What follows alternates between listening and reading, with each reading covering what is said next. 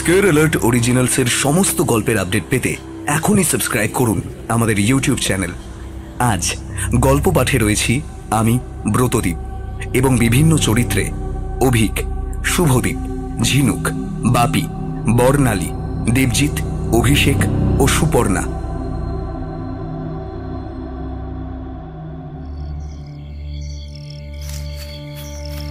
চারজন মিলে ছুটে গেল জঙ্গলের ভেতরে। কিছুটা দূর যেতেই একটা খালি অন্ধকার জায়গায় টর্চ ফেলতেই তারা দেখল দূরে একটা মানুষ মাটির উপর পড়ে আছে। ছুটে গিয়ে কাছে এগিয়ে যেতেই তারা দেখল তাদের ড্রাইভারটা পড়ে আছে ঘাস জমির উপর। ড্রাইভারের বুক থেকে সরু করে তলপেট পর্যন্ত ছিঁড়ে ফাঁক করা, ভেতর দিয়ে সমস্ত নাড়ি ভুঁড়ি সরু সরু দড়ির মতো শরীরের বাইরে বেরিয়ে এসে পড়েছে।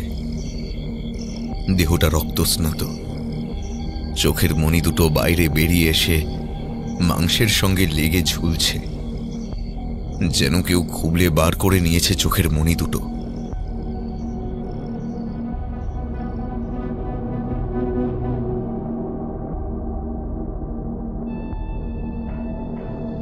আজ আপনাদের জন্য রয়েছে শাশ্বত চ্যাটার্জির কলমে কাঙ্ক্ষিত। শুনতে থাকুন আজকের গল্প।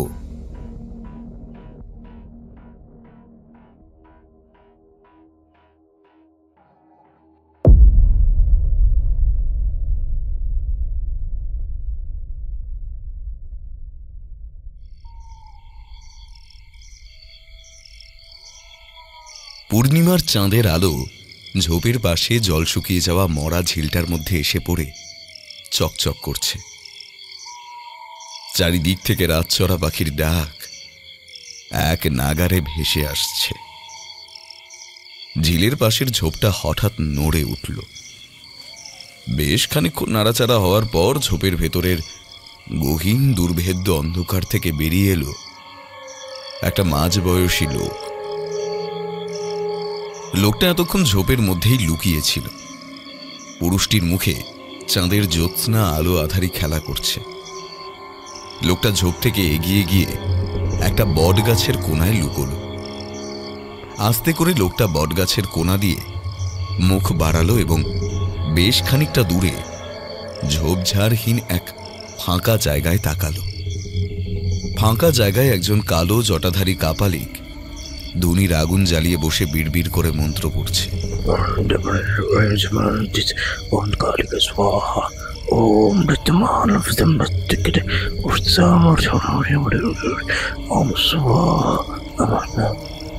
কাপালিকের পাশে হাঁটু গেড়ে জড়সড় হয়ে বসে আছে একজন অষ্টাদশী বালিকা।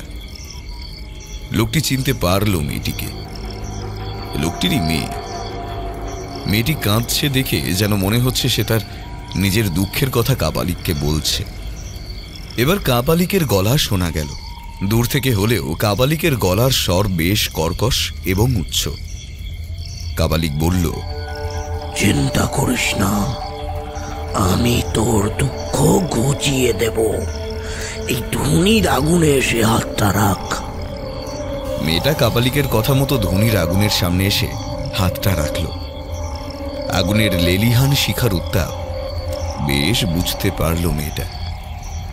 কাপালিকটা হঠাৎ তার ধুনির পাশে রাখা একটা ঘটির মধ্যে থেকে এক মুঠো ধুলো নিয়ে মেয়েটার মাথায় লাগিয়ে দিল।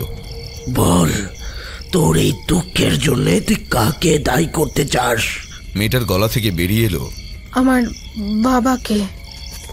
এরপর কাপালিক মেয়েটার মাথায় হাত রেখে বিড়বিড় করে কি যেন মন্ত্র পড়ল। মেয়েটার গলায় একটা তারা মার্কা লকেট ঝুলছে। লোকটা দেখল কাপালিকের চোখগুলো উল্টে গেছে এবং চোখের মণি দুটো সাদা।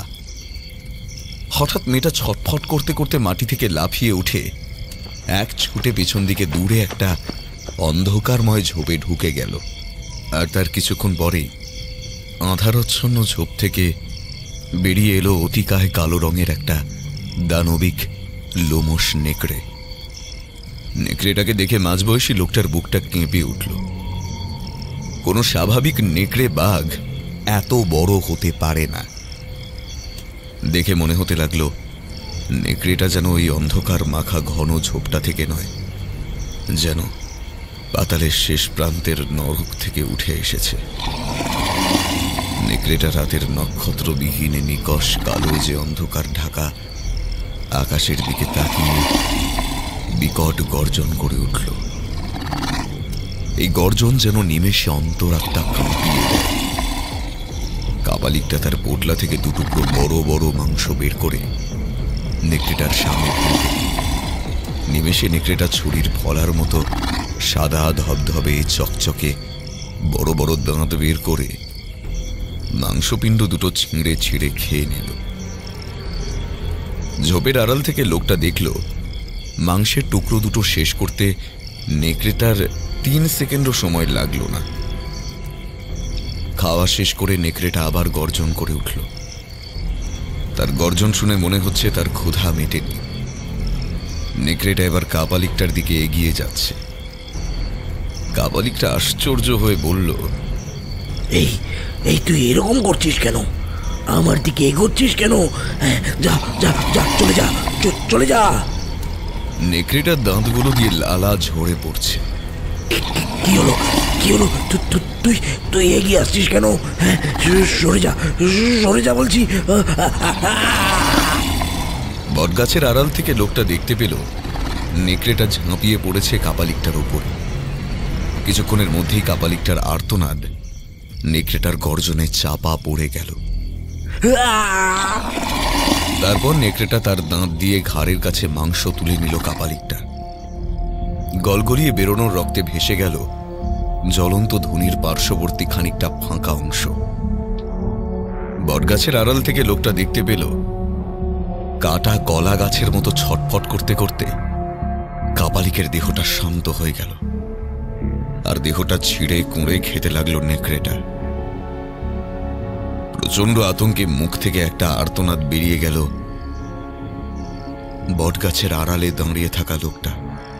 আর তৎক্ষণাৎ নেকড়েটা ঘুরে তাকালো বটগাছের দিকে। লোকটা বুঝতে পারল নেকড়েটা তার গন্ধ পেয়েছে। লোকটা প্রাণপণে ছুটে পালিয়ে যাওয়ার চেষ্টা করল। ঝোপঝাড় দিয়ে পালিয়ে যাওয়ার সময় পাথরে হোঁচট খেয়ে মাটিতে পড়ে গেল লোকটা। তখনই দেখতে পেল নেকড়েটার ছায়া এসে পড়েছে তার পেছনে। সঙ্গে সেই রক্ত জল করা গর্জন শোনা যাচ্ছে। মাটিতে পড়ে ঘুরে তাকাতেই লোকটা দেখতে পেল নেকড়েটা লোকটার উপর ঝাঁপিয়ে পড়ল। নেকড়েটা ঝাঁপিয়ে পড়ার সময় লোকটা জন্তুটার গলায় ঝুলছে তারাওয়ালা একটা লকেট। লোকটার আর্তনাদ কাঁপিয়ে দিল মরা ঝিলের পাশে ঘেরা গভীর জঙ্গলটা।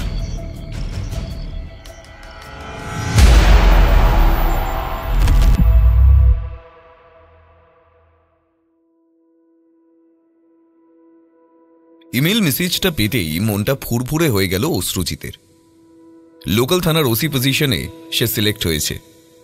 পরপর 3 বার পরীক্ষায় পাশ করতে পারেনি এবং পরপর 2 বার মাঠ করতে না পারার পর এবার সব কিছু পেরিয়ে সে অবশেষে চাকরিটা পেয়েছে। ছুটে নিজের বেডরুম থেকে বেরিয়ে এসে বাবাকে খবরটা জানায় সে।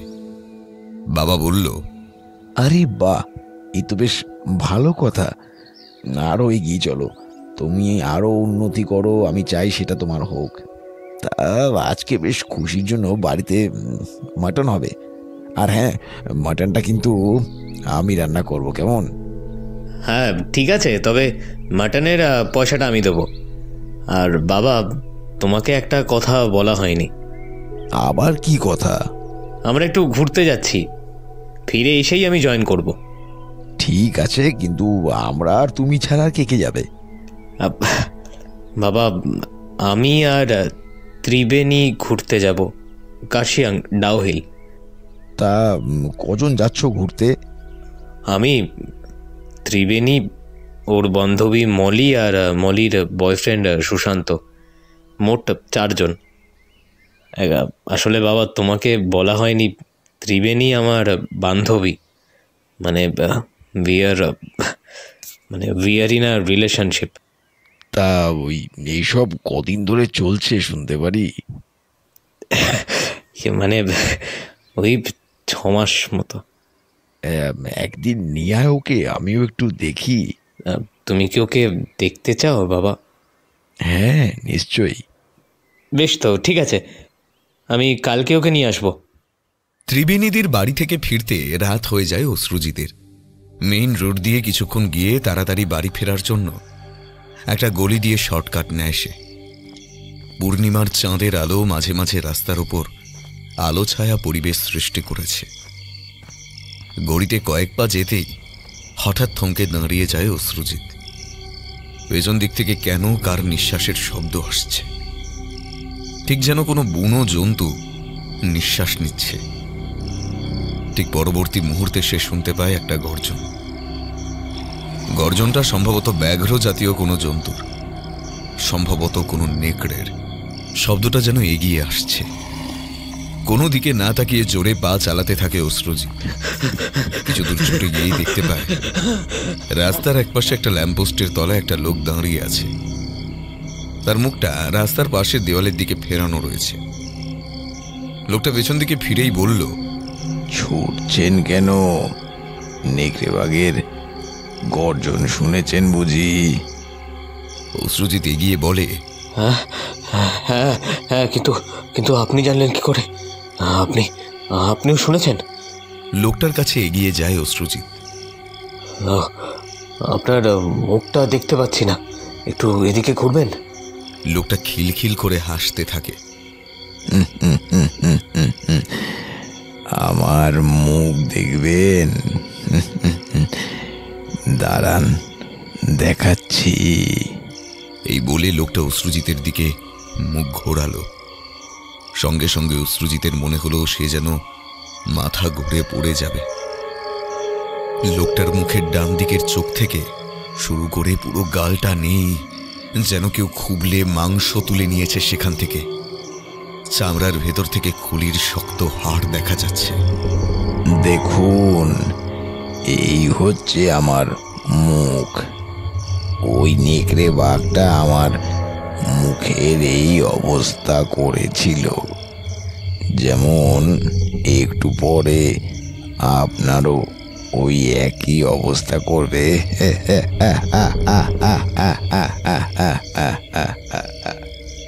এই বলে বিকট হাসি হেসে ওঠে লোকটা। লোকটার হাসির সঙ্গে তাল মিলিয়ে শোনা যায় আবার গর্জন, হিংস্র হাড় কাঁপানো গর্জন। ছিটকে পিছিয়ে আসে অশ্রুজিৎ। তার মনে হয় তার পিঠটা যেন কিছু একটাতে ঠেকেছে, লোমশ কিছু একটাতে। পেছন ফিরে তাকাতেই অশ্রুজিৎ দেখে তার পেছনে দাঁড়িয়ে আছে একটা অতিকায় কৃষ্ণাঙ্গ লোমশ নেকড়ে। দুটো চোখে আগুনের ভাঁটা জ্বলছে। পূর্ণিমার চাঁদের আলো সামান্য গায়ে এসে পড়েছে নেকড়েটা। তাতেই নেকড়েটাকে একটা নরকের দানব বলে মনে হচ্ছে। নেকড়েটা দাঁত বের করে রয়েছে। তার ধারালো দাঁতগুলো যে কেবল নরম মাংসে বিঁধে যাওয়ার জন্য আকুলি বিকুলি করছে, সেটা অশ্রুজিৎ ভালো করে বুঝতে পারছে। সামনে সেই বিকৃত মুখের লোকটা দাঁড়িয়ে অট্টহাস্য করছে।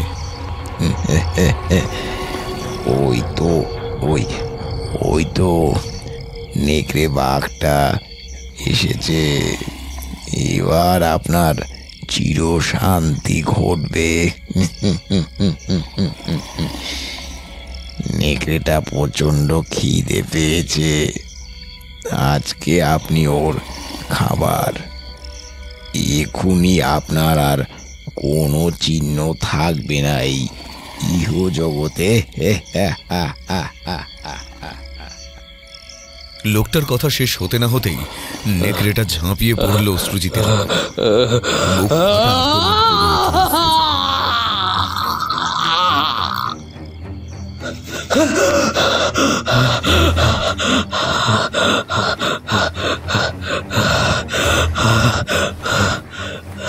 ধর্মর করে বিছানায় উঠে বসল অশ্রুজিৎ। তার সারা শরীর ঘর্মাক্ত হয়ে উঠেছে। এতক্ষণ সে স্বপ্ন দেখছিল। এটাকে দুঃস্বপ্ন বলাই ভালো। ওহ, স্বপ্ন এত যে বিভৎস হতে পারে সেটা অশ্রুজিতের এতদিন কল্পনার বাইরে ছিল।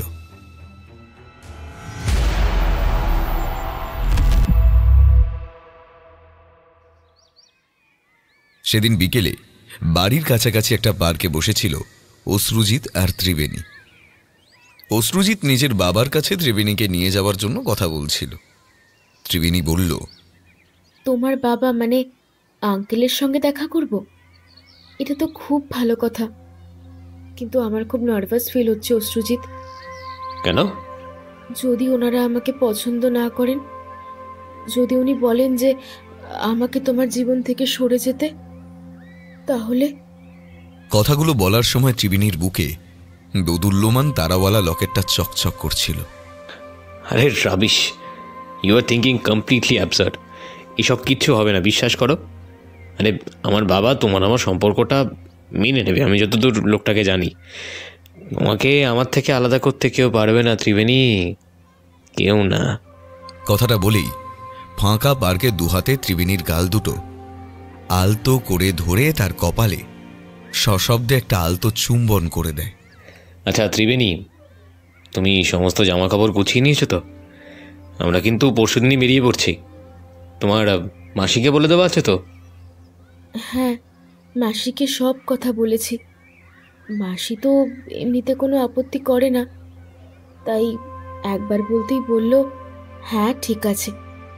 সন্ধ্যাবেলায় অশ্রুজিতের বাবা যখন ড্রয়িং রুমে বসে বসে টিভি দেখছিল, ঠিক সেই সময় বাইরে থেকে এসে তার সামনে দাঁড়ায় অশ্রুজিৎ। বাবা, ত্রিবেণীকে নিয়ে এসছি। কোথায়? তাকে নিয়ে আয়। ত্রিবেণী, ত্রিবেণী ভেতরে এসো, বাবা তোমায় ডাকছেন। অশ্রুজিতের ডাকে কিছুক্ষণের মধ্যেই বাইরে থেকে ড্রয়িং রুমের ভেতরে এসে দাঁড়ায় ত্রিবেণী। ত্রিবেণীর দিকে কিছুক্ষণ অপলক দৃষ্টিতে তাকিয়ে থাকে অশ্রুজিতের বাবা। তারপর জিজ্ঞেস করে, ও আচ্ছা, তোমার নাম ত্রিবেণী? হ্যাঁ আঙ্কেল। আরে থাক থাক থাক, বসো মা, আমার পাশে একটু বসো। ত্রিবেণী অশ্রুজিতের বাবার কথা মতো তার পাশে গিয়ে বসল। আচ্ছা ত্রিবেণী, তুমি কি নিয়ে পড়াশোনা করছো এখন? আমি হিস্ট্রিতে মাস্টার্স করেছি আঙ্কেল, এখন একটা প্রাইভেট স্কুলে চাকরি করছি। বাহ বাহ বাহ, ভালো। আচ্ছা, তোমার বাড়িতে কে কে আছে? তোমার মা বাবা কি করেন কি? অশ্রুজিতের বাবার এই প্রশ্নটা শুনে মুখের রং পাল্টে যায় ত্রিবেণীর। মুহূর্তে মুখটা মন মরা হয়ে যায়। অশ্রুজিতের বাবার দৃষ্টি চলে যায় ত্রিবেণীর গলার নীল তারাওয়ালা লকেটটার দিকে। আমি তো পিসির কাছে বড় হয়েছি আঙ্কেল, আমার মা বাবা নেই। খানিকক্ষণ স্তব্ধ হয়ে থাকে অশ্রুজিতের বাবা। ও আচ্ছা আচ্ছা।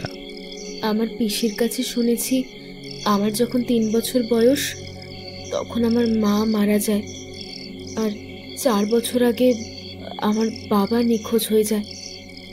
আমার পিসেমশাই রিটায়ার করে গেছেন। উনি একটা কর্পোরেশনে চাকরি করতেন।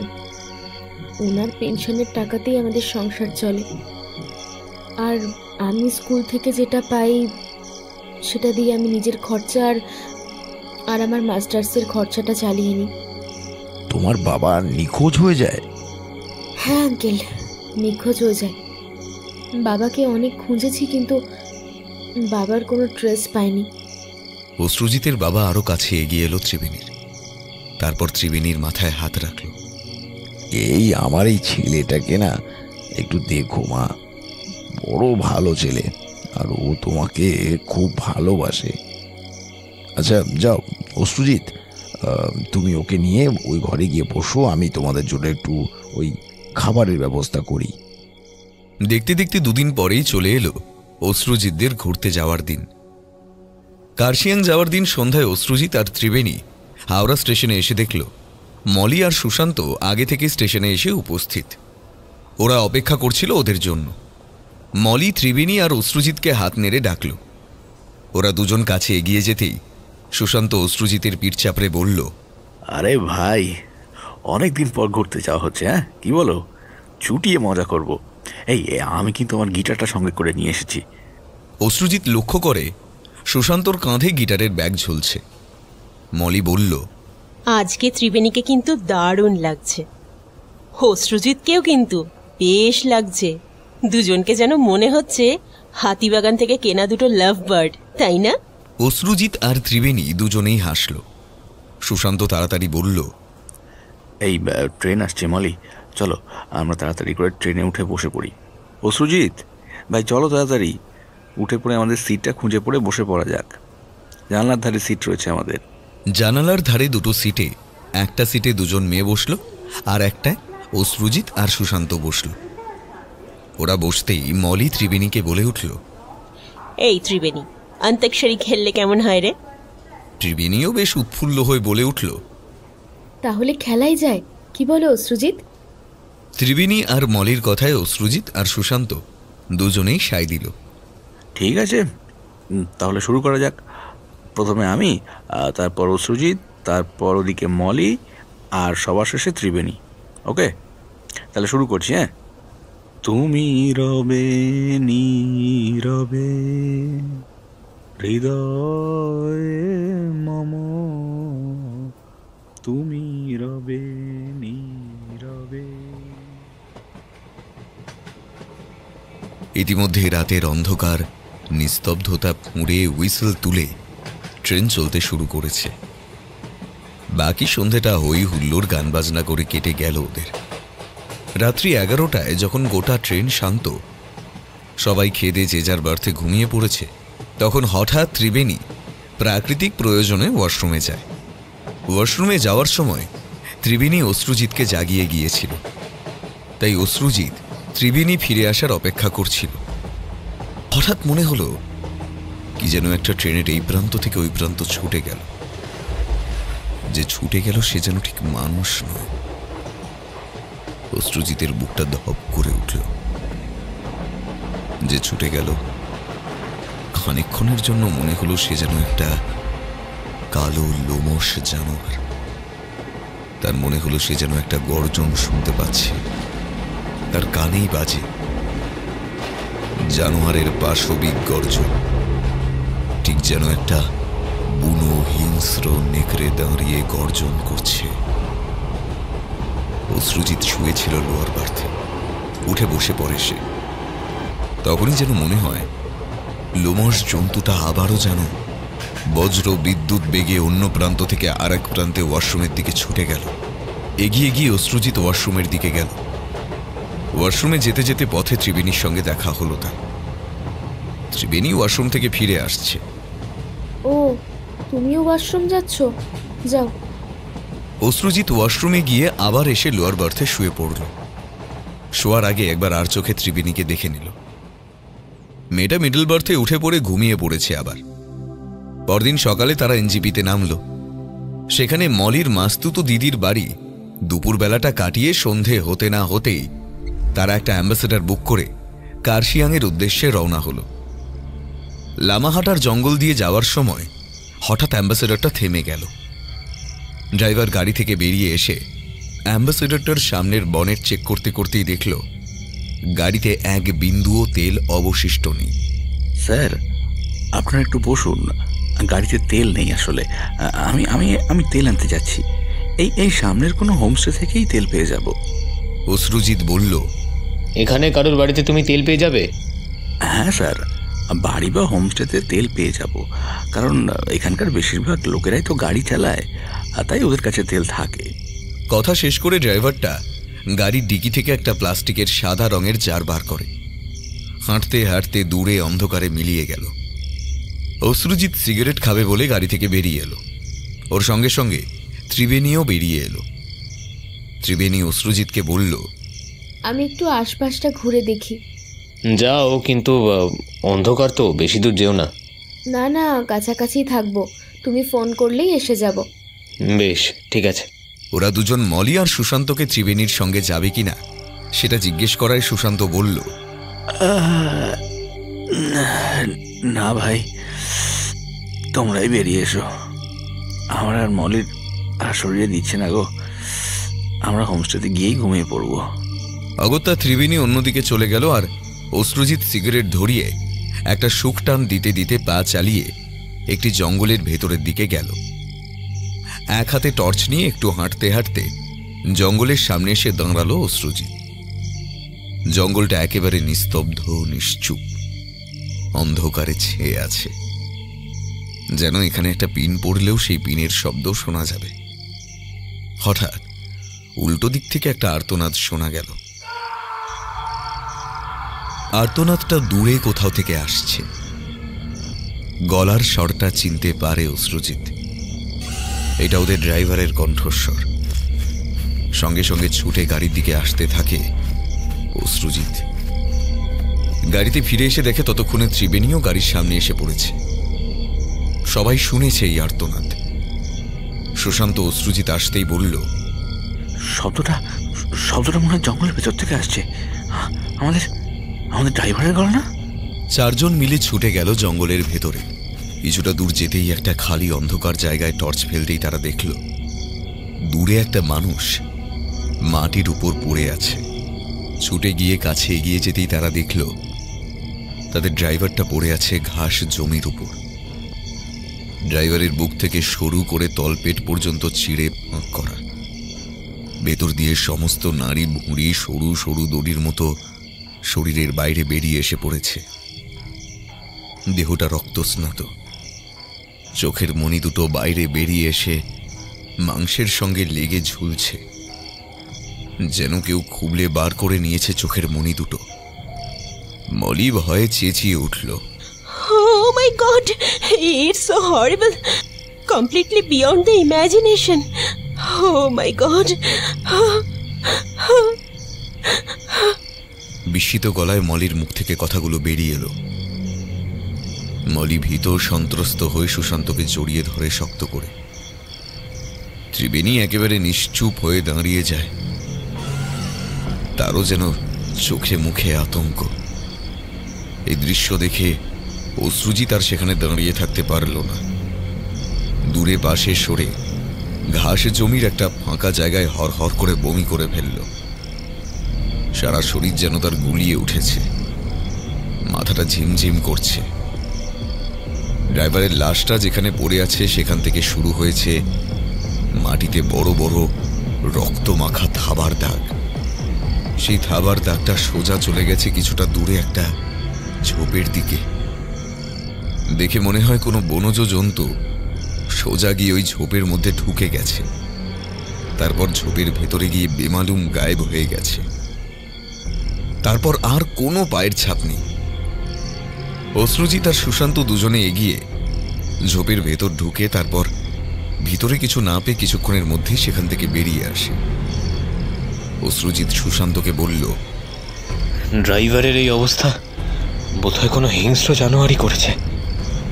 কিন্তু এই লামহাটা জঙ্গলে কোনো জন্তু থাকতে পারে যে ওরকমভাবে পেটের নাড়ি ভুড়ি বের করে দিয়েছে? বুঝতে পারছি না, তবে আমাদের আরো সতর্ক থাকা উচিত। চলো আমরা চারজনে গিয়ে আশেপাশ থেকে লোকজন জড়ো করে আনি। পুলিশকেও খবর দিতে হবে। মলি ত্রিবেণী দুজনেই খুব ভয় পেয়ে আছে। ওরা চারজন একসঙ্গে মিলে কাছাকাছি সমস্ত হোমস্টেগুলোতে গিয়ে খবর দেয় এবং সেখান থেকে লোকজন জড়ো করে নিয়ে আসে। লোকজন এসে ড্রাইভারের মৃতদেহ এবং এই ধরনের হত্যাকাণ্ড দেখে অবাক হয়ে যায়। তারাই পুলিশকে খবর দেয়। চলে আসে লোকাল থানার পুলিশ। লোকাল থানার ওসির সঙ্গে কথা বলে অশ্রুজিৎ এবং সুশান্ত কথা বলে ড্রাইভারের সঙ্গে তার এই অবস্থা হওয়া পর্যন্ত যে ঘটনাগুলো ঘটেছিল সমস্ত ঘটনার পুঙ্খানুপুঙ্খ বিবরণ দিল। পুলিশ দেখাশোনা করার পর অ্যাম্বুলেন্সে খবর দেয়।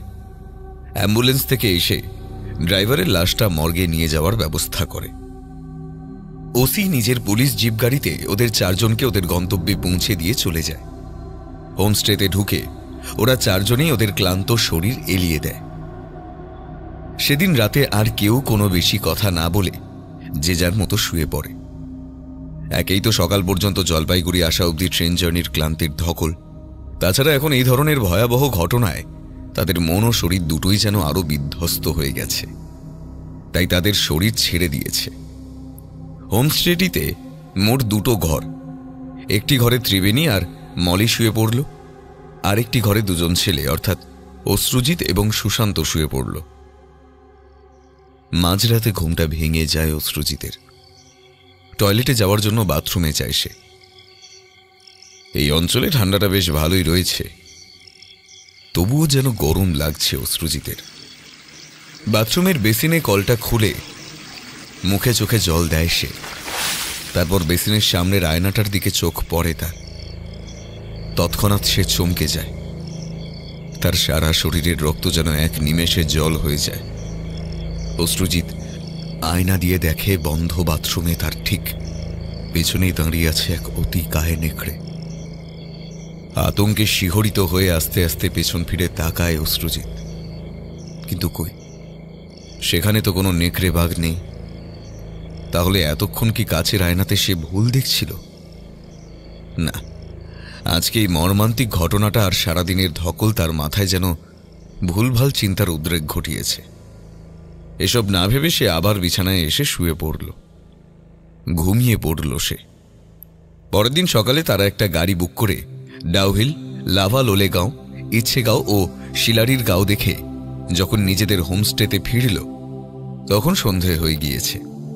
হোমস্টেতে ফিরে সুশান্ত আর অশ্রুজিৎ রান্নাবান্নার কিছু সামগ্রী কেনাকাটার জন্য একটু বাজারের দিকে গেল। মলি ড্রেস চেঞ্জ করে হাত পা মুখ ধুয়ে এসে ব্যালকনিতে দাঁড়াতেই দেখতে পেল ব্যালকনির রেলিং ধরে আকাশের দিকে পলকহীন দৃষ্টিতে তাকিয়ে আছে ত্রিবেণী। পূর্ণিমার চাঁদ জোছনায় সমস্ত আকাশটাকে যেন ঢেকে রেখেছে। পার্বত্য অঞ্চলের রাতের এ যেন এক অপূর্ব মায়াবী দৃশ্য। পার্বত্য পূর্ণিমার শোভা যেন মনটাকে বিহ্বল করে দেয়। মলি ত্রিবেণীর দিকে এগিয়ে গিয়ে তার পিঠে হাত রাখতেই চমকে পিছন ফিরে তাকায় ত্রিবেণী। এখানে একা একা দাঁড়িয়ে কি করছিস? চাঁদ দেখছিস? হ্যাঁ রে, কি অপূর্ব মায়াবী রাত না রে মলি। চাঁদটা কি সুন্দর, যেন গোল থালার মতো। দেখ মলি, যেন একটা রূপোলি থালা কেউ আকাশের বুকে বসিয়ে দিয়েছে। চারিদিকটা কি অপূর্ব পূর্ণিমার শোভা। জানিস, আমার না পূর্ণিমা খুব ভালো লাগে। বাড়িতেও আমি পূর্ণিমাতে ছাদে উঠে যাই এই চাঁদ দেখবো বলে। চাঁদে কি দেখিস তুই? মা আর বাবাকে খুঁজি রে। মা তো কোন ছোটবেলাতেই মারা গেছে, আর বাবাও তো হঠাৎ নিখোঁজ হয়ে গেল। যদি আমার মায়ের মতো আমার বাবাও ওই চাঁদ বা তারাগুলোর মধ্যে কেউ একজন হয়ে যায়, তাই এখান থেকেই না জেনে আমার বাবার প্রতি শ্রদ্ধা ও ভালোবাসা আমি জানাই। বুঝেছি। চল ত্রিবেণী, আমরা ঘরে গিয়ে বসি। ওরা যতক্ষণ না আসছে ততক্ষণ একটু গল্প করে কাটাই। মলির কথা মতো ত্রিবেণী আর মলি ওদের ঘরে গিয়ে বসল। দুজনের মধ্যে কথাবার্তা হচ্ছিল, হঠাৎ ভেতরে ঢুকে এলো সুশান্ত। মলি বলল, আরে তুমি এসে গেছো? অশ্রুজিৎ কোথায়? অশ্রুজিৎ আসছে। আমি বাজারের একটা ব্যাগ খুব প্রচণ্ড ভারী বলে তাড়াতাড়ি নিয়ে চলে এলাম। ও পিছনে আসছে আস্তে আস্তে। তোমার সাথে আমার একটু কথা আছে মলি, একটু একান্ত কথা। ত্রিবেণী, তুমি কি একটু বাইরে যাবে? হ্যাঁ, নিশ্চয়ই। ত্রিবেণী বাইরে বেরিয়ে যেতেই ঘরের দরজাটা ভেতর থেকে বন্ধ করে দেয় সুশান্ত। ত্রিবেণী বাইরে দাঁড়িয়ে অপেক্ষা করতে থাকে।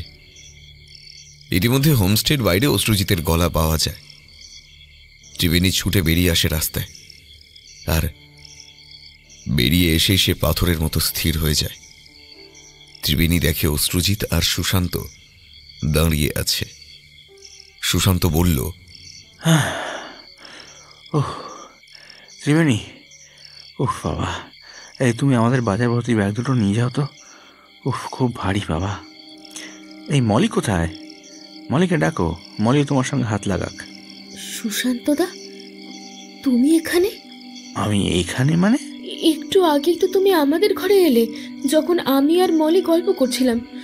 তুমি তো আমাকে বললে যে আমি মলির সাথে একটু পার্সোনাল কথা বলবো, তুমি একটু বাইরে যাও। আমি বাইরে বেরিয়ে আসতেই তুমি ঘরের দরজাটা বন্ধ করে দিলে। তাহলে তুমি এখানে আবার এলে কি করে? মানে আমি আবার কখন তোমাদের ঘরে এলাম? আর কখনই বা তোমাকে বললাম যে মলির সাথে আমার পার্সোনাল কথা আছে? আমি তো এতক্ষণ বাজারে অশ্রুজিতের সঙ্গেই ছিলাম। জিজ্ঞাসা করো না, তুমি জিজ্ঞাসা করো অশ্রুজিৎকে। কিন্তু ত্রিবেণী, সুশান্ত তো এতক্ষণ আমার সঙ্গেই ছিল, আমরা একসঙ্গে বাজার করছিলাম। তোমার কথাটা ভুল হচ্ছে, ইউ মাইট বি মিস্টেকেন। না, আমি একদম ভুল করছি না। পুরো ব্যাপারটা তাহলে কি দাঁড়াচ্ছে? সুশান্তদা যদি এখানে থাকে, তাহলে ঘরের ভেতরে মলির সাথে কে আছে? এই চিন্তাটা সবাইকে ভাবিয়ে তুলল এবং তৎক্ষণাৎ তিনজনে মিলে ছুটে গেল বন্ধ ঘরের দরজার দিকে। সুশান্ত প্রথমে দরজায় চাপড়ে ডাকল, মলি, মলি, মলি, দরজা খোলো, মলি, মলি। কোনো সারা শব্দ এলো না ঘরের ভেতর থেকে। ত্রিবেণী ডাকল, মলি, মলি দরজাটা খোল, মলি, মলি দরজাটা খোল তুই, মলি। মনে হচ্ছে এইভাবে হবে না, আমাদের দরজাটা ভাঙতে হবে। We have to break the door. Sushant, Sushant এগিয়ে এসো, একসঙ্গে দুজনে মিলে শোল্ডার চার্জ করি। সুশান্ত আর অশ্রুজিৎ একসঙ্গে বার তিনেক দরজায় শোল্ডার চার্জ করার পরেই দরজাটা গেল ভেঙে। দরজা ভেঙে তিনজনে মিলে ভেতরে ঢুকতেই থমকে দাঁড়িয়ে পড়ল সবাই। চিৎকার করে ওঠে সুশান্ত, না! সুশান্তদের সামনে বিছানার উপর পড়ে রয়েছে মলির মৃতদেহ। মলির মাথাটা ধর থেকে প্রায় আলাদা হয়ে যাওয়ার মতো অবস্থায় রয়েছে। পেট চিড়ে ফাঁক করে দেওয়া, সমস্ত মুখটা রক্তে ভেসে যাচ্ছে। সে রক্ত গড়িয়ে সে টাইলসের মেঝে ভাসিয়ে দিয়েছে। টাইলসের মেঝের আরেক পাশে রক্তমাখা জন্তুর থাবার দাগ। কয়েক পা থাবাগুলো এগিয়ে গিয়ে বেমালুম অদৃশ্য হয়ে গেছে। সুশান্ত দৌড়ে ছুটে এলো মলির কাছে। ত্রিবেণীও কান্নায় ভেঙে পড়েছে।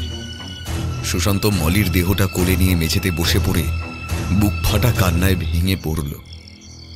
যেন মনে হচ্ছে পৃথিবী তোল পাহাড় করে দেবে সে। না, না, না, না, মলি, মলি।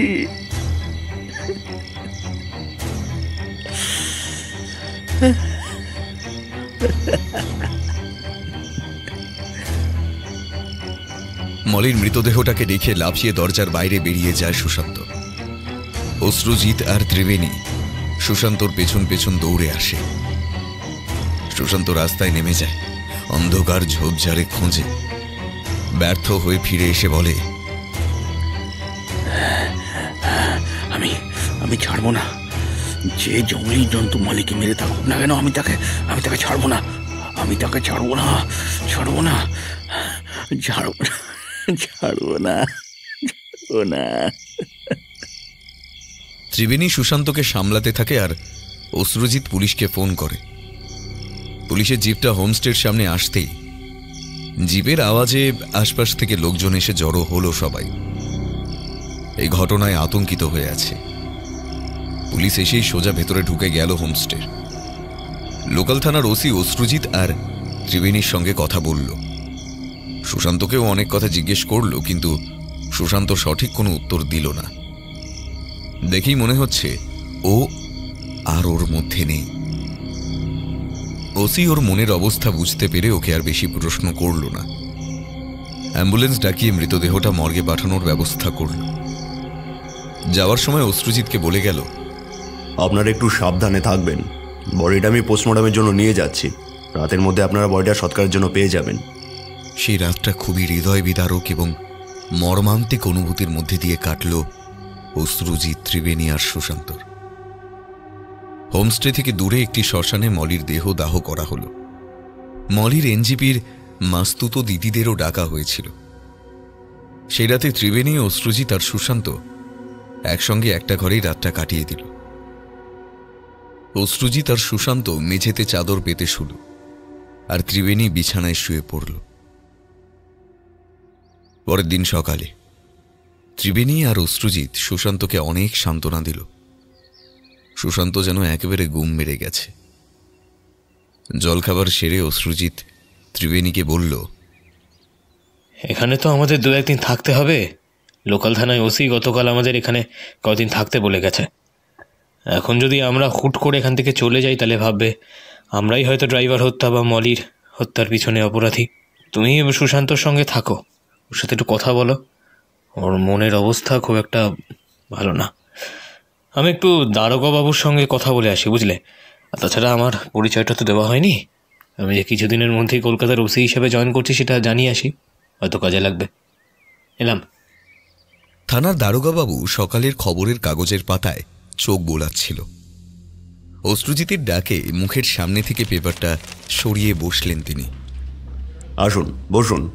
কনস্টেবলকে ডেকে বললেন, এই কে আছো, 2 কাপ চা নিয়ে এসো তো। অশ্রুজিৎ প্রথমে নিজের পরিচয়টা দিল। সে যে কলকাতায় ওসি হিসেবে জয়েন করবে সেটা শুনে তাকে দারোগাবাবু অভিনন্দন জানালো। কনস্টেবল চায়ের কাপগুলো টেবিলে রাখতেই অশ্রুজিৎ তার নিজের চায়ের কাপটা তুলে চুমুক দিতে দিতে নিজের বাড়িতে স্বপ্নের কথা থেকে এখানে আসা পর্যন্ত যা যা ঘটনা ঘটল সমস্ত পুঙ্খানুপুঙ্খ বর্ণনা দিল। সমস্তটা শুনে দারোগাবাবু বলল, বুঝলাম, আপনি বলতে চাইছেন যে আপনিও ঠিক একই রকম একটা নেকড়ের স্বপ্ন দেখেছেন যখন বাড়িতে ছিলেন, তখন একদিন রাত্রে, তাই তো? হ্যাঁ, আমার খালি মনে হচ্ছে আমার এই স্বপ্নটা দেখার পর থেকে একইভাবে এই নেকড়ের আগমন হয়েছে। নেকড়ের গলায় একটা নীল তারা বলা লকেট আছে। আমি এই স্বপ্নটার কথা বারবার ভেবেছি ত্রিবেণীকে জানাবো, তোকে জানাইনি। ভেবেছিলাম এইসব জানানোর পর যদি আমাকে পাগল ভাবে, ও আমাকে পাগল ভাববে, আমি সেটা নিশ্চিত। ধুর, আপনি যত সব আবোল তাবোল কথা বলছেন, এ সমস্ত কখনো হয় নাকি? আপনি নিজে একজন অফিসার ইনচার্জ অফ পুলিশ, আর আপনি নিজেই কিনা এই সমস্ত বিশ্বাস করছেন? আমার মনে হচ্ছে এগুলো হয়তো সমস্তই কাকতালীয় ব্যাপার, ইংরেজিতে বই যাকে আপনারা বলেন কোইন্সিডেন্স। তবে আমি একটা ব্যাপার ভাবছি, আদৌ কি এটা কোনো জন্তুর কাজ? মানে এই যে ড্রাইভার আর আপনার গার্লফ্রেন্ডের বান্ধবী মলি ম্যাডাম, দুজনেই প্রায় একইভাবে খুন হলো। দুজনের মৃত্যু কি একই জন্তু করেছে? আদৌ কি কোনো জন্তু এই কাজ করেছে? আমার মনে এইসব প্রশ্ন ভিড় করছে। ঠিক আছে, আপনারা কয়েকদিন এখানে থাকুন, তারপর তো চলেই যাবেন। আর আপনাদের বেশি দিন আটকে রাখবো না, কয়েকটা ফর্মালিটিস করেই আপনাদের ছেড়ে দেবো। জানি আপনাদের মন মেজাজ ভালো নেই, তবুও আশপাশটা একটু ঘুরে দেখে নিন। বিশেষ করে সুশান্তবাবুর মনের যা অবস্থা, ওনার একটু মেন্টাল চেঞ্জ হওয়া দরকার। পুলিশ স্টেশন থেকে ফেরার পথে অশ্রুজিৎ একটা জায়গায় থমকে দাঁড়িয়ে পড়ল। সে দেখতে পেল একটা রাস্তার বাঁকে দূরে পাহাড়ের গা বেয়ে একটা ঝর্ণা নেমে গেছে, আর সেই ঝর্ণার একটু পাশেই একটা পাথরের উপর বসে রয়েছে এক বৃদ্ধ লামা। তাকে ঘিরে বেশ কয়েকটা ট্যুরিস্ট দাঁড়িয়ে রয়েছে। লামাটি লোকের হাত দেখছে এবং হাত দেখে ভবিষ্যৎ গণনা করছে। খানিকক্ষণ চুপ করে দাঁড়িয়ে থাকে অশ্রুজিৎ। তারপর লামার সামনে থেকে লোকজনের ভিড়টা ফাঁকা হয়ে যাওয়ার পর এগিয়ে যায় লামার দিকে।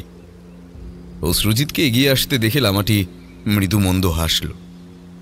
তার মুখের প্রশান্তি যেন মাথার উপরের নীল আকাশের প্রশান্তির সঙ্গে মিশে গেছে। তাকে যেন দেখেই মনে হচ্ছে ষড়রিপু, অর্থাৎ কাম, ক্রোধ, লোভ, মদ, মোহ, মাৎসর্য তাকে যেন স্পর্শ করতে পারেনি। লামাটি বলল, তোদের উপর অনেক খতরা আছে, তোর উপরে, তোর হনেওয়ালি পতির উপর ভি, আর তোর বন্ধুর সুশান্তের উপর ভি। তুই যেটা মনে মনে ভাবছিস সেইটাই ঠিক রে। তোর সপনা থেকেই ভেরিয়ের হামলা শুরু হয়েছে। बाबा जी, आपको कैसे मालूम कि मैंने सपने देखा था भेड़िया का, और उसके बाद ही ये सब भेड़िया का हमला शुरू हुआ है? बाबा जी, আমার সব মালুম আছে বেটা, আমি সব বুঝতে পারি। তোরা এই কয়েকদিন একটু সাবধানে থাক। আর শোন বেটা, রাত 12 বাজে পর্যন্ত তোরা কেউ একা একা থাকবি না, বুঝলি? সবাই একসাথে থাকবি। কিন্তু কেন? কারণ ওই ভেড়িয়া রাত্রি 12টার পর আর থাকে না, চলিয়ে যায়। ওর কোনো নিশান খুঁজে পাওয়া যায় না। আর शाम से लेकर रात 12 बजे तक ও ভেড়িয়া লোকের নুকসান করে। তোরা একটু সাবধানে থাকিস বেটা, তোরা সাবধানে থাকিস। খতরা আছে, বহুত বহুত খতরা আছে। যা যা, এখন তুই আয়, আমি ধ্যানে বসবো। হোমস্টেতে ফিরে অশ্রুজিৎ সমস্ত কথা ত্রিবেণীকে বলল। এমনকি স্বপ্নের কথাটাও বলল অশ্রুজিৎ। সুশান্তর কথা জিজ্ঞেস করতে ত্রিবেণী বলল, সুশান্ত এখন অনেক স্বাভাবিক হয়েছে, অন্য ঘরে ঘুমোচ্ছে। ত্রিবেণী তাকে বলল, তুমি এই কথাগুলো আগে আমাকে জানাওনি কেন? আমি ভেবেছিলাম আমি অমূলক স্বপ্ন দেখছি, দুঃস্বপ্ন। এসব স্বপ্ন কি সত্যি হয়? তখন আর কি করে জানবো যে এই সমস্ত কিছু ঘটে যাবে? ত্রিবেণীর চোখ দুটো স্থির, মুখটা শান্ত হয়ে গেছে। মৃদু গলায় সে বলল, তুমি হয়তো জানো না, কিছু কিছু স্বপ্ন সত্যি হয়। ত্রিবেণীকে এই মুহূর্তে দেখে অশ্রুজিতের কেমন যেন একটা অবাক লাগলো। এই যেন কেমন অচেনা ত্রিবেণী। যাকে এসব আর ভেবে কাজ নেই। ত্রিবেণীর সঙ্গে কথা বলে দুপুরে স্নানের জন্য অ্যাটাচড বাথরুমটায় ঢুকে যায়। দেখতে দেখতে সন্ধে নেমে আসে। সুশান্তকে নিয়ে ত্রিবেণী আর অশ্রুজিৎ একই ঘরে থাকে। রাত্রি 12টা পর্যন্ত ওরা এইভাবেই একসঙ্গে থাকবে। যে ঘরে থাকছে সেই ঘরেই রান্নাবান্নার বন্দোবস্ত করা হয়েছে। ঠিক হয়েছে একটা ঘরে, মানে এই ঘরে রান্নাবান্নার বন্দোবস্ত করা হবে, আর অন্য ঘরটায় একসঙ্গে ঘুমোনো হবে। খাওয়া দাওয়া করে নিয়ে রাত্রি 12টা পর্যন্ত চুপচাপ বসে কাটিয়ে দেয় তারা তিনজনে। ইতিমধ্যে সুশান্তর অনেকটা তন্দ্রা ভাব চোখে ঘোরাফেরা করছে। এরপর 12টা বেজে যাওয়ার পর যখন কোনো অস্বাভাবিক কিছু ঘটে না, তখন সুশান্ত অন্য ঘরে ঘুমোতে চলে যায়। কিছুক্ষণ ত্রিবেণী আর অশ্রুজিৎ দুজনের মধ্যে কথাবার্তা চলে। কথা বলতে বলতে ত্রিবেণী একবার দেখে আসতে যায় সুশান্তকে। অশ্রুজিৎ বসে বসে সকালে লামার কথাটা ভাবতে থাকে, কিন্তু তার ভাবনার ঘোর মুহূর্তেই কেটে যায় ত্রিবেণীর আর্ত চিৎকারে।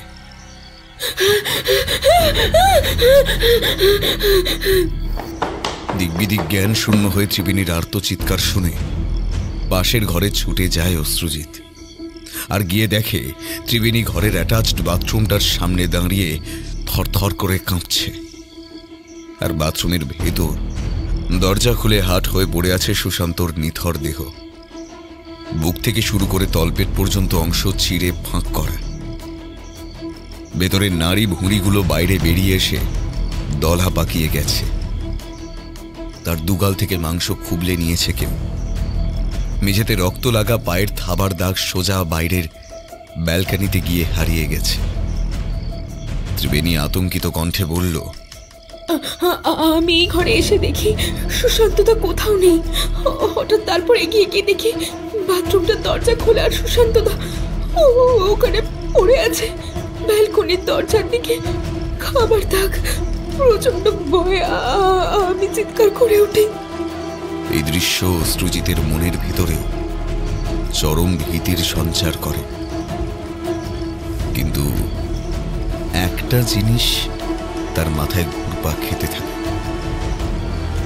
সকালে লামাটা বলেছিল 12টার পর আর কোনো ক্ষতি জন্তুটি কারোর করবে না, কারণ 12টার পর তার কোনো অস্তিত্ব থাকে না। তাহলে আজকে রাতে 12টার পর কিভাবে হলো এই ঘটনা? তৎক্ষণাৎ আরেকটা চিন্তার উদ্রেক ঘটল অশ্রুজিতের মাথায়। এখান থেকে কিছুটা দূরের সামনেই একটা চার্চ আছে। প্রতিদিন সেই চার্চের বড় ঘড়িতে 12টা বাজলেই ঢং করে শব্দ হয়, কিন্তু আজকে তো 12টা বাজার পর কোনো শব্দ হয়নি। সেই চার্চের বড় ঘড়ি বাজার তো কোনো আওয়াজ হয়নি। তার মানে কথাটা ভাবতে ভাবতেই দূরে চার্চের বড় ঘড়িটা ঢং ঢং শব্দে বেজে উঠল। এখন তাহলে 12টা বাজে। এইবার অশ্রুজিতের কাছে সমস্ত ব্যাপারটা পরিষ্কার হয়ে গেল। এই হোমস্টের দেওয়াল ঘড়িগুলো, তাদের ফোনের ঘড়িগুলো এবং রিস্টওয়াচগুলো সময় 1 ঘন্টা বাড়িয়ে রাখা হয়েছে। সেই কারণে রাত্রি 11টাকে 12টা বলে মনে হয়েছে তাদের। এই কাজটা করা হয়েছে, এবং যেই কাজটা করেছে সে ঘরের মধ্যেই আছে। কিন্তু কখন করেছে? তারা তো আজকে সারাদিন ঘরেই ছিল। সকালবেলা শুধু অশ্রুজিৎ বেরিয়েছিল। এই 12টার ব্যাপারটা কেউ জানতো না যদি ওই লামাটি অশ্রুজিৎকে ব্যাপারে না বলতো। তাহলে এত তাড়াতাড়ি সমস্ত ঘড়িগুলোর সময় কে এগিয়ে রাখতে পারে? পর মুহূর্তেই মনে হলো যে ওদের ভালো চায় না, যে ওদের মৃত্যু চায়, সে এই কাজ করতেই পারে, অর্থাৎ স্বয়ং ওই নেকড়েটা। নিজেকে সামলে নিয়ে তৎক্ষণাৎ ফোন লাগালো লোকাল থানার ওসিকে। সে রাতেও হোমস্টের সামনে অনেক লোকের ভিড় হলো। লোকাল থানা থেকে এসে আবার যথারীতি সুশান্তর ডেড বডি মর্গে পাঠালো। ওসি অশ্রুজিৎ এবং ত্রিবেণী দুজনকে জিজ্ঞাসাবাদ করল। ত্রিবেণীকে জিজ্ঞাসা করার সময় বারবার ত্রিবেণীর লকেটটার দিকে ওসির চোখ চলে যাচ্ছিল। ওসি ওই হোমস্টেতে একটি পাহারাদার মোতায়েন করে এবং অশ্রুজিৎকে কিছু ফর্মালিটির জন্য থানায় যেতে বলে। অশ্রুজিৎ এবং ওসি যখন জিপে করে থানায় যাচ্ছে তখন ওসি অশ্রুজিৎকে বলল, অশ্রুজিৎ বাবু, আপনাদের সত্যিই বড় বিপদ। আমি কতদূর কি করতে পারবো বুঝতে পারছি না। আচ্ছা, আপনি বলছিলেন যে আপনি স্বপ্নে নেকড়েটার গলায় একটা লকেট দেখেছেন। আচ্ছা, আর আপনার হবু স্ত্রী মানে ত্রিবেণী ম্যাডামের গলার লকেটটা আর স্বপ্নতে নেকড়ে বাঘের গলার লকেটটা দুটোই কি এক? আপনি বলেছিলেন যে তারাওয়ালা একটা লকেট দেখেছিলেন নেকড়েটার গলাতে। আমি আজকে লক্ষ্য করেছি ত্রিবেণী ম্যাডামের গলার লকেটটাও কিন্তু তারাওয়ালা। মানে মানে আপনি কি বলতে চাইছেন স্যার? মানেটা আপনাকে বোঝাচ্ছি, দাঁড়ান। ওসি তার প্যান্টের পকেট থেকে একটা খবরের কাগজের টুকরো বার করল। সেই খবরের কাগজের টুকরোয় একটা খবরই রয়েছে। খবরটা অনেকদিনকার পুরনো।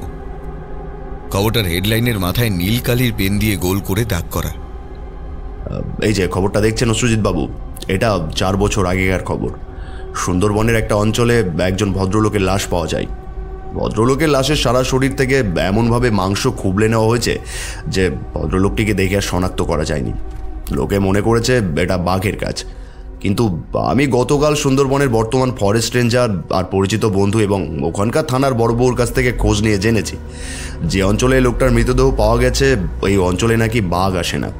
তাহলে এটা কিসের কাজ হতে পারে? নেকড়ে? অশ্রুজিৎ ওসির কথায় চুপ করে থাকে। তার মনে হাজারো চিন্তা ভাবনা ঘুরপাক খাচ্ছে। আর একটা ব্যাপার লক্ষ্য করেছেন অশ্রুজিৎ বাবু? কোন ব্যাপার?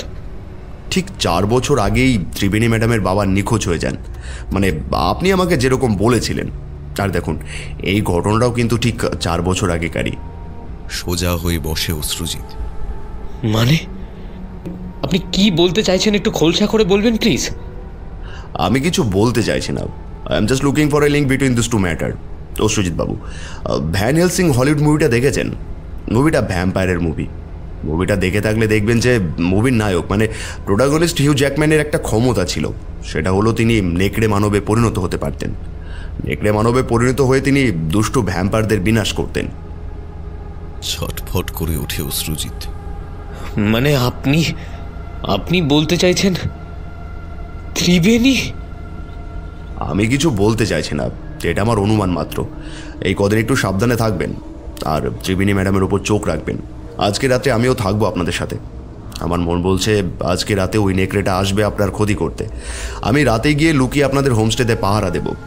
আমি যে আপনাদের বাড়িতে পাহারা দেব এই কথা কিন্তু ত্রিবেণী ম্যাডাম যেন ঘুণাক্ষরেও টের না পাই।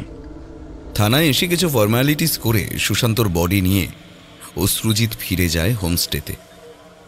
ততক্ষণে ভোরের আলো ফুটে গেছে। হোমস্টেতে ফিরে এসে শ্মশানে সুশান্তের দাহকার্য করে।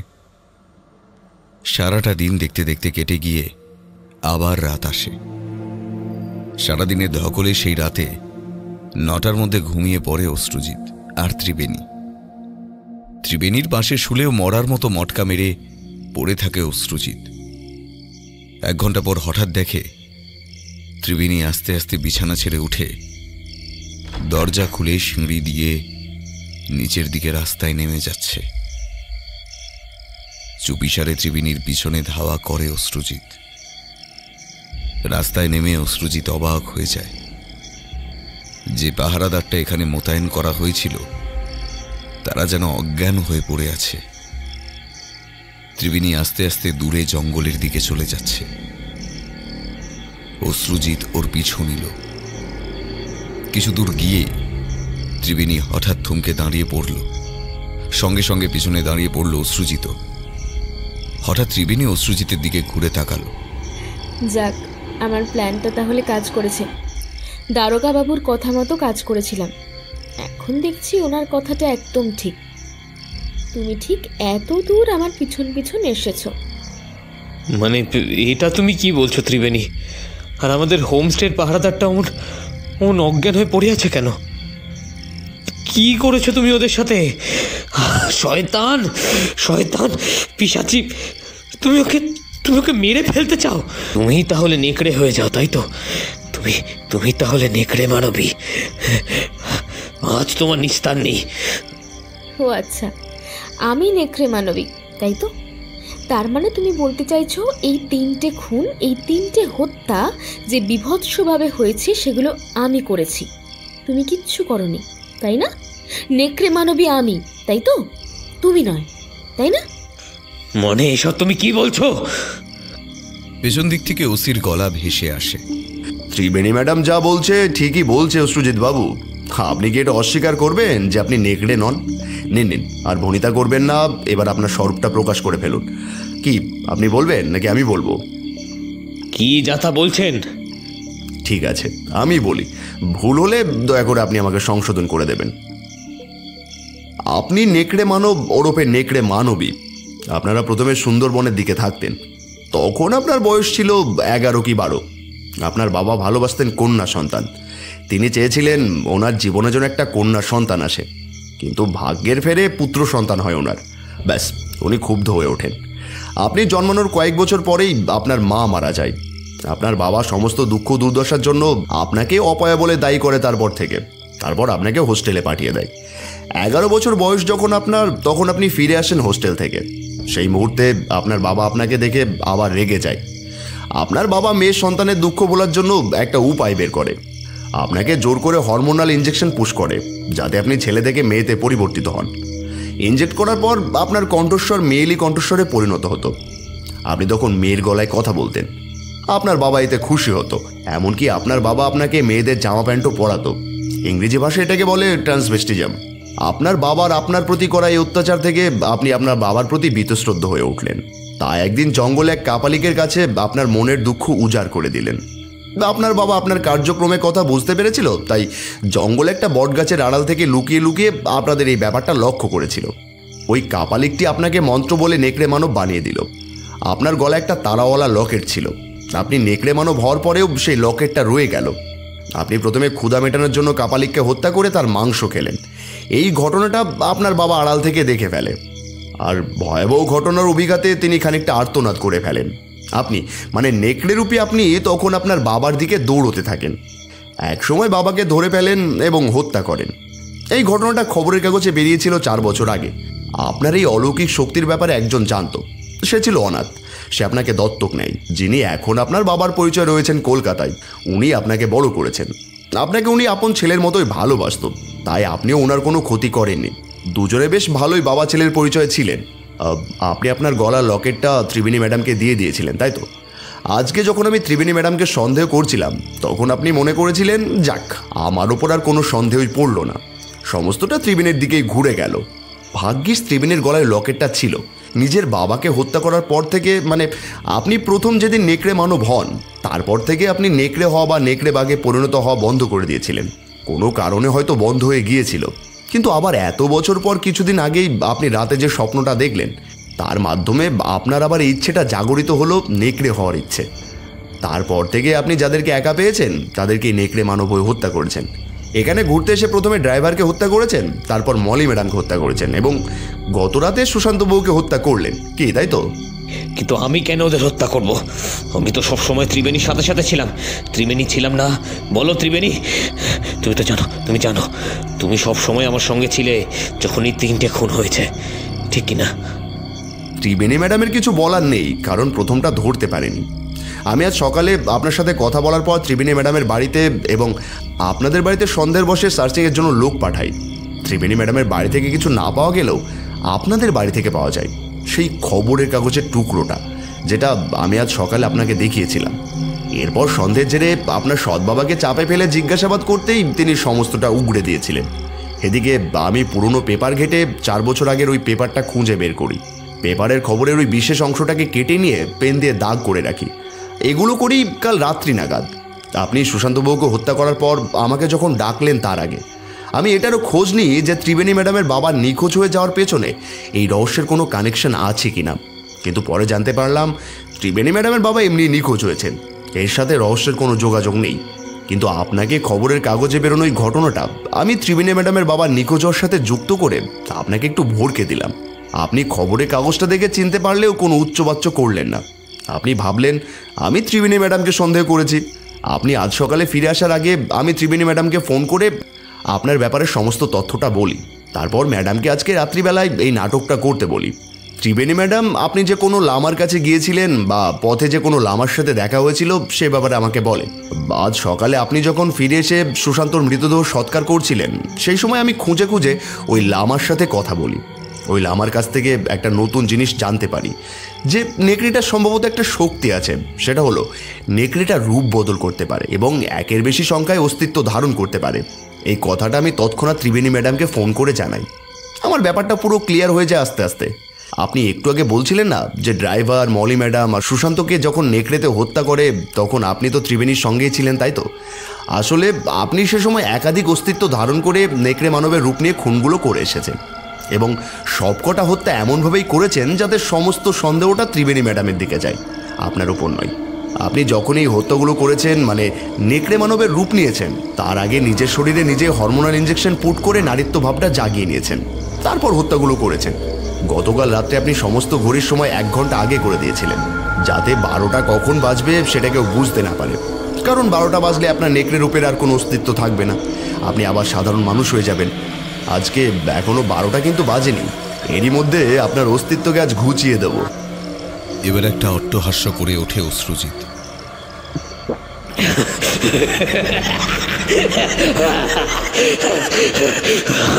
আমি মরবো না, আমি মরবো না। তোরা মরবি, তারা দেখাচ্ছি তোদের।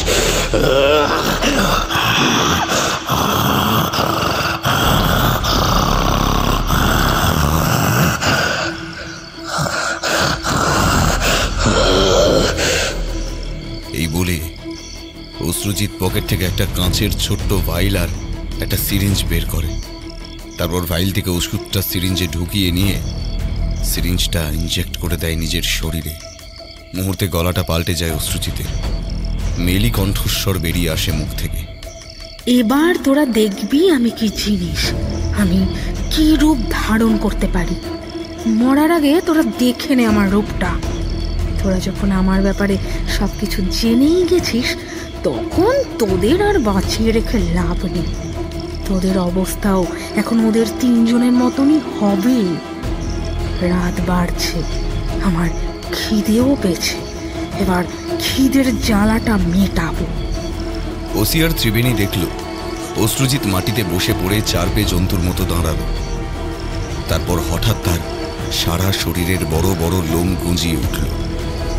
মুখটা আস্তে আস্তে বিকৃত হতে শুরু করেছে, শুরু হয়ে বড় বড় দাঁত বেরিয়ে গেল মুখ থেকে। চোখগুলো বিশাল বড় বড় আর ঘোলাটে হয়ে গেল তার। পাগুলো মানুষের আঙুলের বদলে থাবায় পরিণত হলো, বড় বড় নখরযুক্ত থাবা। আস্তে আস্তে দেখতে দেখতে এক অতিকায় দানবীয় নেকড়েতে পরিণত হলো সে। সঙ্গে সঙ্গে আকাশ বিদীর্ণ করার তীব্র গর্জন করে উঠল সে, যেন মৃত্যুর হুঙ্কার দিচ্ছে সে। নেকড়েটার ভোজালির মতো ধারালো দাঁত দুটো দিয়ে কষ গড়িয়ে পড়ছে। দেখলে এটা কল্পনা করা যায় না যে একটু আগেই নেকড়েটা একটা সাধারণ মানুষ ছিল। জন্তুটা ত্রিবেণীর দিকে লাফিয়ে পড়ল। ওসি তৎক্ষণাৎ ত্রিবেণীকে বাঁচাতে গিয়ে তাকে এক ধাক্কায় ছড়িয়ে নিল। ত্রিবেণীকে সরাতে গিয়ে নেকড়েটার একটা থাবা ওসির পিঠে এসে লাগলো। নিদারুণ যন্ত্রণায় কুঁকিয়ে উঠল সে।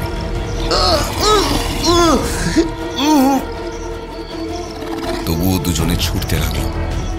ছুটতে ছুটতে ওসি ত্রিবেণীকে বলল, চলুন একটা ফাঁকা জায়গায় যাওয়া যাক, তারপর আমি যা ব্যবস্থা করার করছি। পেছন দিক থেকে তীব্র গতিতে এগিয়ে আসছে ভয়ালো নেকড়েটা। ফাঁকা জায়গায় আসতেই ওসি ত্রিবেণীকে বলল, ম্যাডাম ম্যাডাম আপনি সরে যান। তারপর পকেট থেকে একটা গোটা স্যানিটাইজারের বোতল বের করে বোতলের ছিপিটা খুলে সোজা নেকড়েটার গায়ের চারিদিকে ছুঁড়ে দিল। নেকড়েটার গা স্যানিটাইজারে ভিজে গেল। সঙ্গে সঙ্গে ওসি পকেট থেকে দেশলাই বার করে একটা দেশলাই কাঠি জ্বালিয়ে ছুঁড়ে মারল নেকড়েটির গায়ের উপর। দাউ দাউ করে জ্বলতে লাগলো নেকড়েটার গায়ের আগুন। ফাঁকা চত্বরটা তীব্র আগুনের আলোয় আলোকিত হয়ে উঠল। কালো কালো ধোঁয়া পুঞ্জীভূত হয়ে আকাশের দিকে উঠতে লাগলো। কিন্তু ত্রিবেণী আর ওসি দেখল নেকড়েটির সারা শরীরে আগুন লেগে থাকলেও জন্তুটির কোনো কিছু হচ্ছে না। তার ক্ষতির কোনো রকম চিহ্ন দেখা যাচ্ছে না। গায়ে আগুন লাগা অবস্থাতেই বড় বড় পা ফেলে সাপদের ক্ষিপ্রতায় এগিয়ে আসছে নেকড়েটা। ত্রিবেণী বলে উঠল, কি ব্যাপার? এত আগুন লাগা সত্ত্বেও জন্তুটার কিছু হচ্ছে না কেন? ও তো মরছে না। হঠাৎ ওসির মাথায় একটা চিন্তার উদ্রেক হলো। বিদ্যুৎ বেগে যেন চিন্তাটা খেলে গেল তার মাথায়। ত্রিবেণী দেবীকে তিনি বললেন, আপনার গলার লকেটটা আপনাকে ওই নেকড়েটা মানে অশ্রুজিৎ বাবুই আপনাকে দিয়েছিলেন না? হ্যাঁ, কিন্তু কেন? এখন অত কিছু বলার সময় নেই, তাড়াতাড়ি আপনার গলার লকেটটা খুলে আমাকে দিন। ত্রিবেণী আর কোনো কথা না বাড়িয়ে সঙ্গে সঙ্গে নিজের গলা থেকে তারাওয়ালা লকেটটা খুলে সোজা ওসির হাতে দিয়ে দিল। ওসি বলল, এইবার কাজ হবে দেখুন। ওসি সোজা লকেটটা ছুঁড়ে মারল নেকড়েটার গায়ে জ্বলতে থাকা আগুনের দিকে। আগুনে গিয়ে লকেটটা পড়তে দপ করে সেটা জ্বলে উঠল। সঙ্গে সঙ্গে শোনা গেল জন্তুটার পৈশাচিক গর্জন। তবে এই গর্জন আর্তনাদের গর্জন। মুহূর্তে চোখের সামনে ভস্মে পরিণত হলো জন্তুটা।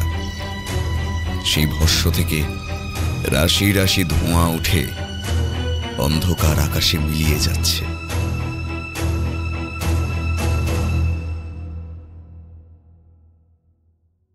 সেদিন রাতটা ওসির সঙ্গে পুলিশ স্টেশনে বাকি রাতটুকু কাটিয়ে দেয় ত্রিবেণী। পরের দিন সকালে ওসি ত্রিবেণীর বাড়ি ফেরার বন্দোবস্ত করে দেয়। ত্রিবেণী ম্যাডাম, চিন্তা করবেন না, সাবধানে বাড়ি যাবেন। অশ্রুজিতের বাবাকে গ্রেপ্তার করা হয়েছে, উনি পুলিশের হেফাজতে থাকবেন এখন। গতকাল আপনাকে লকেটটা কেন দেওয়ার কথা বললাম জানেন? আমার বিশ্বাস ছিল ওই লকেটের মধ্যে রয়েছে ওই নেকড়েটার প্রাণভোমরা। আপনাকে ওই লকেট অশ্রুজিৎ বাবু এই কারণে দিয়েছিল যাতে ওই লকেটটা সেফ থাকে, কারণ উনিও জানতেন ওই লকেটটাতে ওনার প্রাণশক্তি রয়েছে। আপনাকে দিলে আপনারও সন্দেহ হবে না, আর কেউ ধরতেও পারবে না যে ওই লকেটে ওনার প্রাণশক্তি আছে। হোমস্টেতে যিনি পাহারায় ছিল তারা তো গতবেলাতে ওষুধ খাইয়ে আমি অজ্ঞান করে রেখেছিলাম। আমি প্রথমে এখানে এসে ওকে স্প্রে করে অজ্ঞান করে দিই।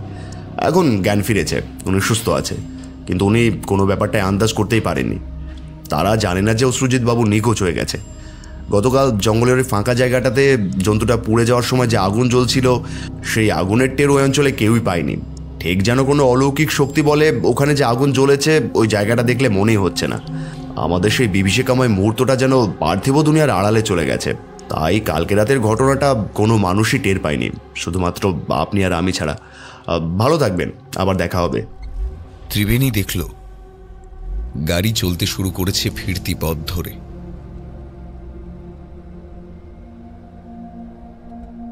এনজিপি থেকে ট্রেন ছাড়ল সন্ধে 7টায়। ট্রেনটা বেশ জোরেই ছুটছিল। জানালার ধারে বসে জানলা দিয়ে বাইরের অন্ধকারে দূরের তারাবিন্দুর মতো টিমটিম করে আলো জ্বলা ঘরগুলোর দিকে তাকিয়েছিল ত্রিবেণী। হঠাৎ তার মনে হলো কে যেন তার পিছনে এসে বসে আছে। একটা জন্তব গন্ধ বেরোচ্ছে, কারোর যেন নিঃশ্বাস পড়ছে ঘাড়ের উপর। চমকে পেছন ফিরে তাকায় ত্রিবেণী। না, কেউ নেই। আপন মনে হেসে ওঠে সে। জানালা দিয়ে আসা ফুরফুরে বাতাস তাকে যেন ভাসিয়ে নিয়ে যাচ্ছে। পৃথিবীতে কত কিছুই এমন অপার্থিব জিনিস থাকে, লুকিয়ে থাকে বাস্তব জীবনের আড়ালে, যার ব্যাখ্যা স্বাভাবিক যুক্তি বা বুদ্ধিতে মেলে না। মাঝে মাঝে যখন বাস্তব জীবনের পর্দা সরে সেগুলো উঠে আসে, তখনই যেন মনে হয় সবটাই অস্বাভাবিক।